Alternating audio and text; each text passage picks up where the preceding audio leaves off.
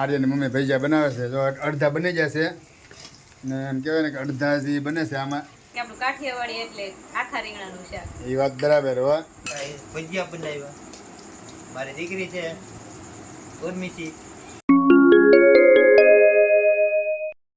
નમસ્તે મિત્રો, જય માતાજી, જય શ્રી રામ. કેમ છો બધા? મજામાં? સ્વાગત છે મારી યુટ્યુબ ચેનલ ગુજ્જુ હરી વ્લોગ્સમાં. તો આપણે જો આજે ભજીયાનો પ્રોગ્રામ બનાવ્યો છે ને આપણે પહેલાં આપણે સમોસા બનાવ્યા હતા અને સમોસા એમાં ટોપ બનાવ્યા હતા અને આજે આપણે છે ભજીયાનો વારો ને અમારે મહેમાન આવેલા છે મારા કાકા. આપણે ભજીયા બનાવ્યા છે ને જો આર્યની મમ્મી ભજીયા બનાવે છે. જો અડધા બની જશે ને એમ કહેવાય ને કે અડધા જે બને છે આમાં આર્યની મમ્મી જો સમોસા સોરી ભજીયા બનાવે છે. કેમ પણ ભજીયા બનાવ્યા છે? હે મરચાના ભજીયા બનાવ્યા. તો મરચાના છે, બીજા શેના છે? બીજા બટેટાના છે. ના ડોયો આ રીતે ડોયો બનાવવાનો હોય, પછી એમ બધું મસાલો નાખવાનો ને પછી ભજીયા બની જાય. તો તારું શું કેવું છે ભાઈ આજનો વિડીયોમાં? મહેમાન આવે એટલે મહેમાનને કઈ હા રોટલા આવે તો ન ખવડાવાય. બરાબર છે, બનાવવા પડે. હા સાચી વાત છે. ને આપણે આની પહેલાં સમોસા બનાવ્યા હતા, એ કેમ બન્યા હતા? પણ સારા બન્યા હતા હે ને. તો આજે ભાઈ જો ભજીયા હારા જ બનાવે છે ને આપણને તો ભાઈ ભજીયા બહુ ભાવે છે. મારી ફેવરેટ આઈટમ હોય ને તો ભજીયા. હવે તો બીજો રાઉન્ડ શરૂ થઈ ગયો છે. કાં ડુંગળીના બને હવે આ ડુંગળીના બને. જો ભાઈ મારે 3 વકલના ભજીયા બનાવ્યા છે. ડુંગળીના બનાવ્યા છે ને મરચાંના બનાવ્યા છે ને બટેટાના બનાવ્યા છે. મેથીના બાકી છે. હજી મેથીના બાકી છે. બોલે જો આ તો આજે મને એમ કહેવાય ને કે દુકાન જેવું કરી નાખ્યું આજ તો મિત્રો જો આજે તો ભજીયા બનવાનું બાકી છે, મેથીના બાકી છે ને આપણે 3 વસ્તુ તો બની જશે. તો આપણે એમ કહેવાય ને કે દુકાન જેવા થઈ જશે ને મહેમાન આવે એટલે મહેમાને ખુશ થઈ જશે આજે. તો વ્લોગમાં બનાવી રહેજો. જમવાનું થઈ ગયું છે તૈયાર અને જો ઓળો બનાવી નાખ્યો છે અને આ ભજીયા બનાવ્યા છે, આ વઘારેલી ખીચડી છે અને મરચાં છે, ભાખરી છે અને જે ચટણી તો બહાર પડી છે. તો ચટણી લઈ આવું હમણાં અને મહેમાનને જમવાનું આપી દઈ પછી જમી લઈ. તો હવે મિત્રો અમે જમવા બેસી જાય. જમવા બધી આઈટમ તમે જોઈ લીધી હશે કે ભજીયા છે, ઓળો છે, ભાત છે, સોરી ખીચડી છે ને ચટણી જે ગરમ થાય છે. તો હવે થોડું જમી લઈ. ઓકે, જમવાનું થઈ ગયું છે તૈયાર અને એમાં જો ઉર્વશબેનને ભૂખ લાગી છે એટલે મહેમાન નથી આવ્યા એટલે ઉર્વશબેન જમવાનું શરૂ કરી દીધું છે.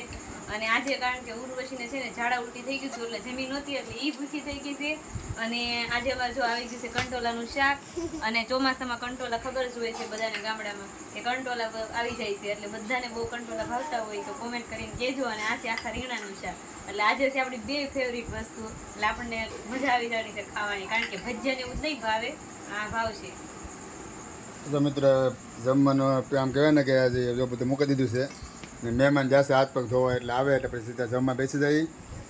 અને તને ભાઈ એક તો વાત કહેવાની છે, તને શાક કેમ ભાવે આવડે કંટોલાનું? એમાં કંઈ અલગ આવે કાંઈ?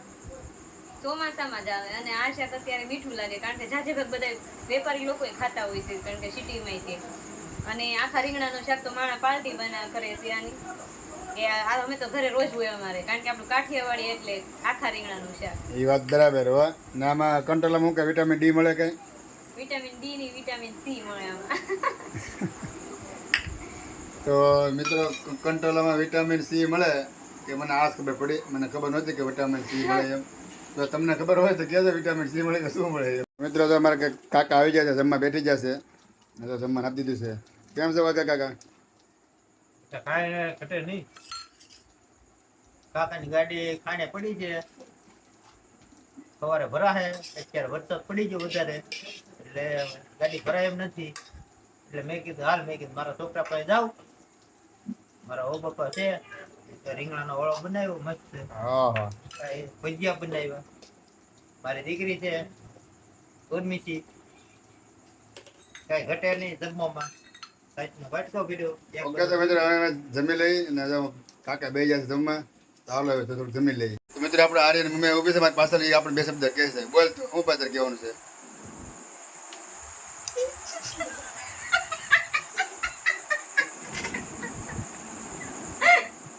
આને કહેવાય ગાંડા, વગર વાતે દાંત કાઢવા મળે છે. તો હવે મિત્રો અમે જમીન ઉપર થઈ ગયા છીએ અને જમવામાં થઈ જશે મોડું અને રાતના વાગે જશે 10:30. તો હવે બસ વિડીયો આપણે એન્ડ કરીએ છીએ. તમને અમારો વિડીયો કેવો લાગે કોમેન્ટમાં જણાવજો અને ચેનલને સબસ્ક્રાઈબ કરી નાખજો. તો આજ માટે આટલું જ છે. પછી પાછા મળશે બીજા વ્લોગમાં. તો સ્વસ્થ રહો, મસ્ત રહો, જોતા રહો ગુજ્જુ હોરી વ્લોગ.